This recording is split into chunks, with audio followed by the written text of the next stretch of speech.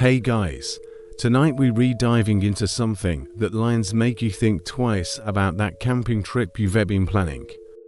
Picture this, you're alone in the wilderness, miles from civilization. Your eyes snap open inside the cramped confines of your one-person tent, and the familiar smell of pine needles and morning dew fills your nostrils. Except there's something else now, something metallic and sharp that makes your stomach turn. And you wake up to find something that shouldn't exist, a trail of fresh blood leading straight to your tent. But here's the thing about blood in the woods, it doesn't just appear. The fabric sticks to your sweaty palms as you reach for your headlamp. At first, you think it's just condensation, maybe a leak in the fabric, not around it, not near it. Directly to the front entrance, as if something had been dragged right up to where you've been sleeping. The droplets are perfectly spaced, deliberate, like breadcrumbs in a fairy tale gone horribly wrong. The metallic teeth seem impossibly loud in the pre-dawn silence. There never is up here in the Blackwood camping grounds, 30 miles from the nearest town. That's why you chose this place, complete isolation, just you and nature.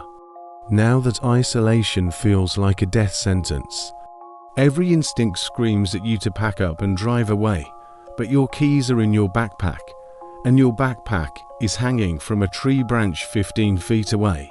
Between you and your escape route, the blood trail glistens like a crimson highway. The shape in the bloody tent sits up slowly, and even from this distance, you can see that it's wearing your clothes. Blood runs from its eyes like tears, and when it smiles, you see that its teeth are too sharp, too numerous, crowding its mouth like broken glass. Your exact clothes, down to the faded concert t-shirt and hiking boots. This one leads from your tent to yet another campsite, further back in the woods. Your headlamp beam isn't strong enough to see it clearly, but you can make out the basic shape. Another tent. Another you. It starts walking toward you, leaving wet footprints in its wake. Each step makes a squelching sound, as if it's walking through mud made of blood and flesh. It holds it up so you can see, then puts it to its mouth and licks it with a tongue that's far too long. It turns toward you, and in the pale LED light, you see your own face staring back at you. You poke your head out, and the headlamp beam sweeps across the campsite. Words that should be familiar sound alien coming from your own mouth. We've been waiting for you to sleep. You follow it with your headlamp beam, and that's when you notice something that makes your blood run cold. Another campsite, identical to yours, sits about 50 yards away through the trees. Same orange tent, same backpack hanging from a tree. Same camp chair positioned next to a cold fire pit, but this campsite is painted in blood. The trail doesn't just lead to your tent, it leads from something deeper in the woods.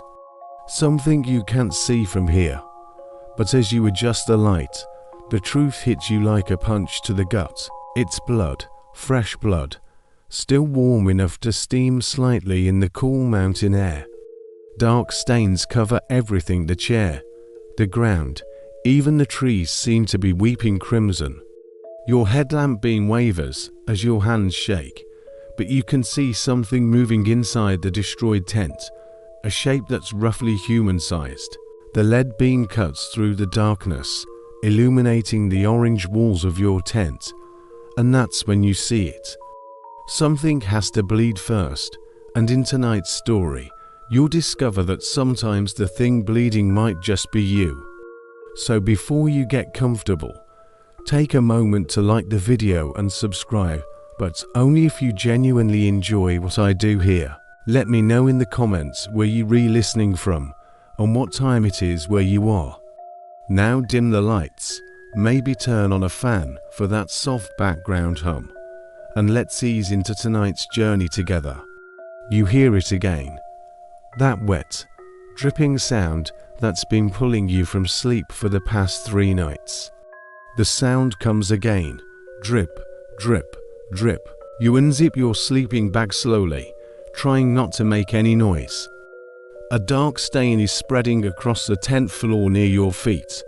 Your heart hammers against your ribs as you fumble for the tent zipper. What you see defies every rational thought in your mind.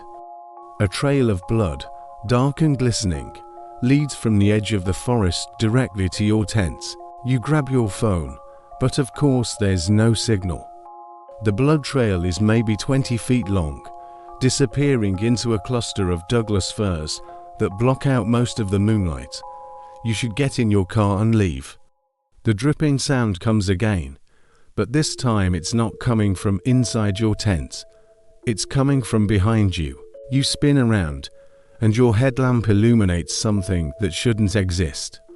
The tent is slashed open, its fabric hanging in ribbons that flutter in the morning breeze.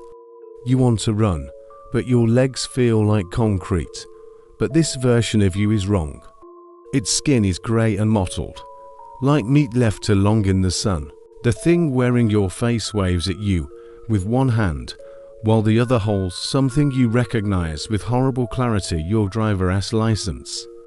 You stumble backward, but your foot catches on something. Looking down, you see another blood trail. How many of you are there in these woods? The thing in the bloody campsite stands up now, moving with jerky, unnatural motions like a marionette controlled by a drunk puppeteer. You should be sleeping, it says, and its voice is your voice, but played through a broken speaker. More shapes emerge from the woods, dozens of them, all wearing your face, all moving with that same horrible, jerky gait. Some are missing limbs, others have gaping wounds that expose ribs and organs. One crawls on hands and knees, its legs bent at impossible angles. Every time you run, we have to start over. Every time you leave, we have to bleed again. But they all have your face, and they're all smiling. Your headlamp beam dances wildly as you spin, trying to keep them all in sight. Time doesn't work the same way here. You've been here for one night. Each time, you thought it was the first time. Each time, you followed the trail deeper into the woods, looking for answers. You can smell them now, the sweet, cloying scent of decay mixed with the metallic tang of fresh blood. Dying doesn't hurt. It's the forgetting that hurts. It's waking up again and again, pretending it's the first time. The battery is dying, just like it has every other time. Just like it will tomorrow night. And the night after that, in an endless cycle of blood and forgetting. Your doppelgängers reach out with hands that are missing fingers, arms that end in jagged stumps of bone. Each time, you found another version of yourself, already dead, already rotting. More hands join it, pulling you down into the circle of your own dead faces. You want to scream, but you remember now that screaming doesn't help. Nothing helps. Tally marks, scratched deep into the fabric. You count them in the pale lead light. You've been here for 1,000 nights. You've been here since the woods began bleeding. Drip, drip, drip. Your eyes snap open inside the cramped confines of your one-person tent, and the familiar smell of pine needles and morning dew fills your nostrils. Except there's something else now, something metallic and sharp that makes your stomach turn. That's when you see the truth of this place, the horrible geometry that your mind has been refusing to accept. You finally find your voice, but it comes out as a croak. What do you want? The first one, the one from the bloody tent, tilts its head like a curious dog. Blood drips from its mouth as it speaks. We want you to stop running. But tonight, something's different. Tonight, you can see all the other trails too, spiraling out from your tent like the arms of a bloody galaxy. The circle of things wearing your face closes in around you. The blood trails don't just lead to your tent, they form a perfect spiral, with your campsite at the center. Every single trail leads to you, from dozens of identical campsites hidden throughout the woods. Each one contains another version of you, another victim of whatever nightmare logic governs this place. How long have I been here? You whisper. The closest one laughs, and the sound is like breaking glass. You remember now. fragments of other nights, other mornings where you woke up to blood trails. And each time, something in these woods made you forget. The circle tightens. It doesn't hurt. One of them whispers. Your headlamp flickers and dims. The first hand touches your shoulder, and its fingers are ice cold. The last thing you see before the headlamp dies completely is your own face, hovering inches from yours, mouth stretched in an impossible smile. See you tomorrow night. It whispers with your voice. Darkness swallows everything. You hear it again. That wet, dripping sound that's been pulling you from sleep. The sound comes again, but this time, as you reach for your headlamp, you notice something carved into the tent wall next to your head. 367. You've been here for 367 nights. And you're just now starting to remember. The blood trail outside your tent glistens in the moonlight, leading from the forest to your door, just like it has every night for almost a year. Tonight, you remember that the thing bleeding isn't just some monster in the woods. The thing bleeding is you. You're safe now. Hey guys, tonight we're re-exploring something that lines make you think twice about those too good to be true job opportunities in remote locations. You know, the ones great pay, free housing, and all you have to do is maintain a quiet little campground in the middle of nowhere. Your stomach lurches as you round the corner of the maintenance shed, pushing the industrial cart loaded with cleaning supplies. 3 weeks into your dream job, a head groundskeeper at Pine Valley Campground, and you're still not used to the morning routine. But here's the thing about places that seem to perfect ... they usually are.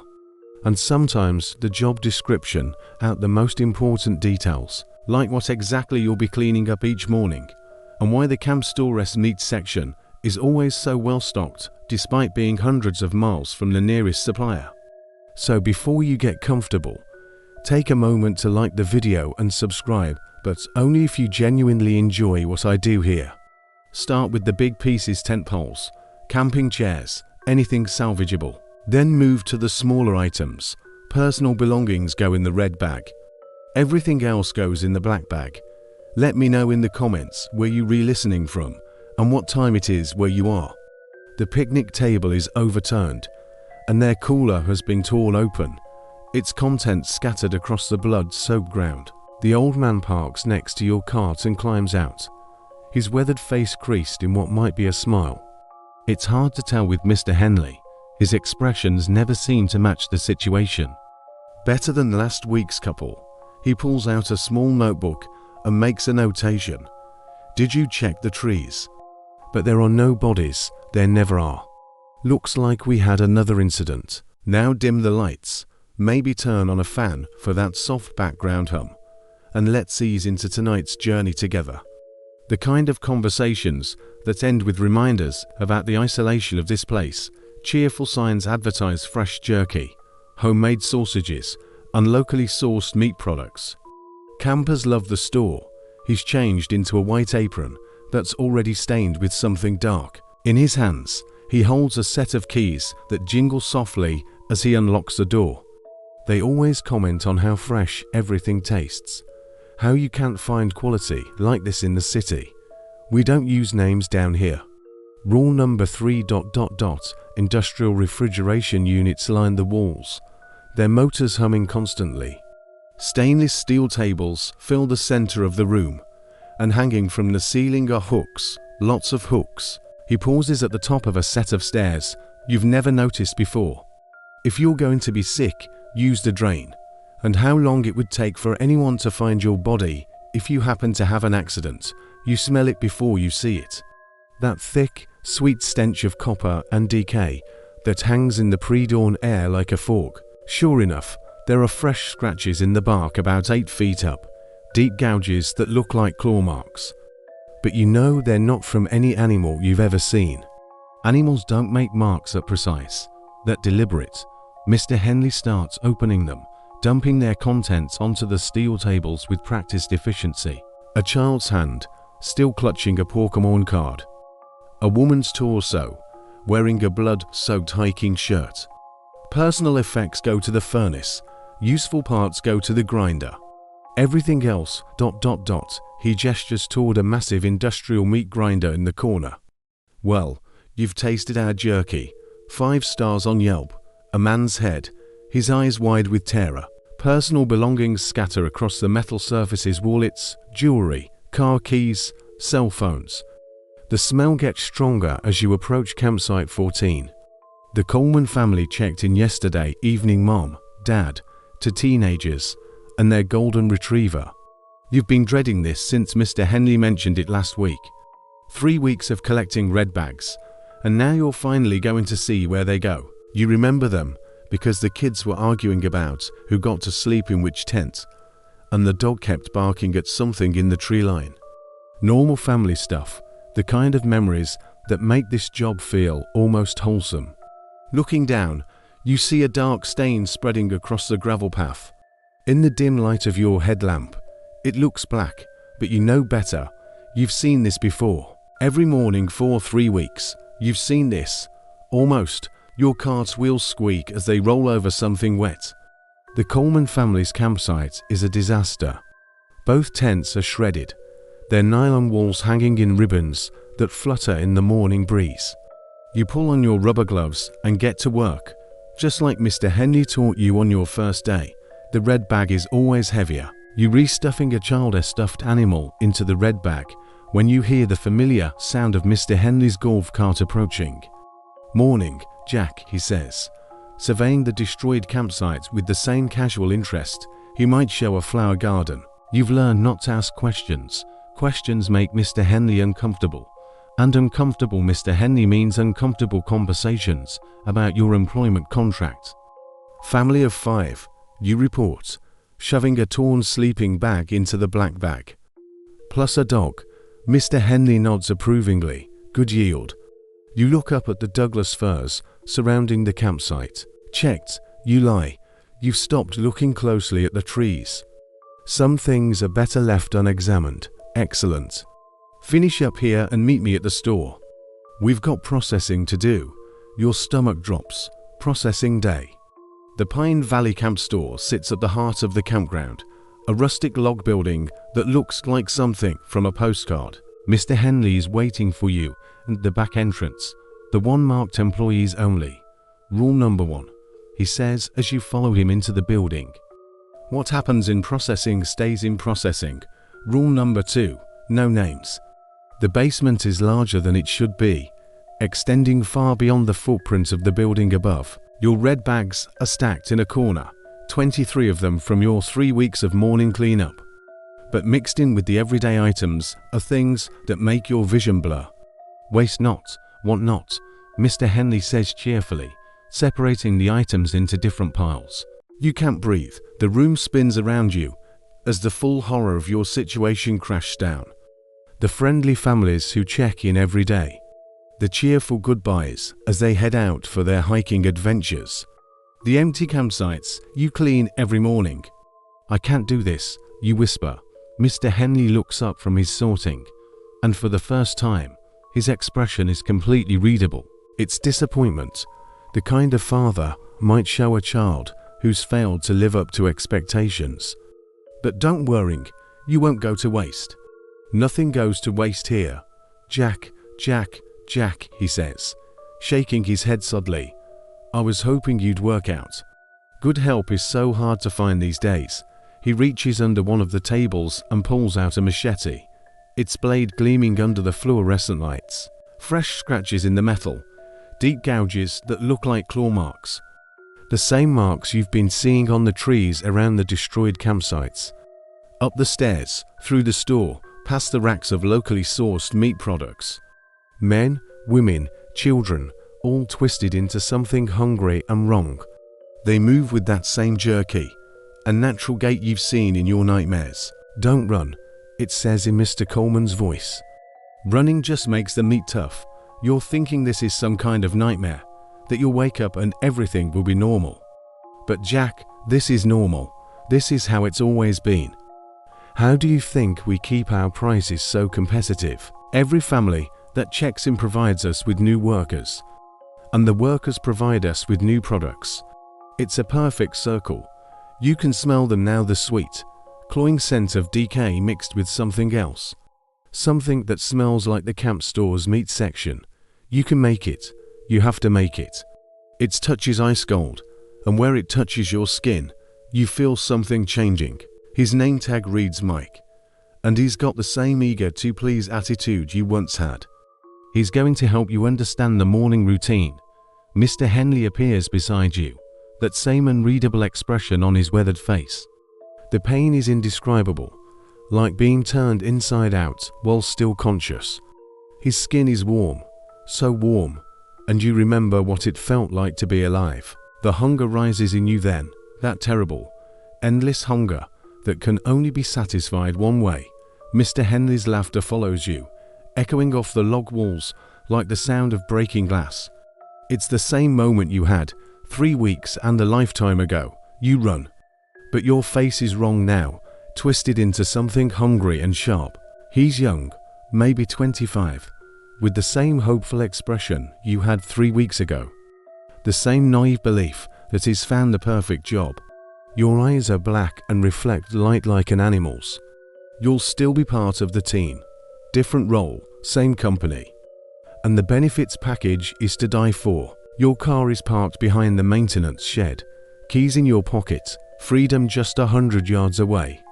But as you reach for the car door, you notice something that stops you cold.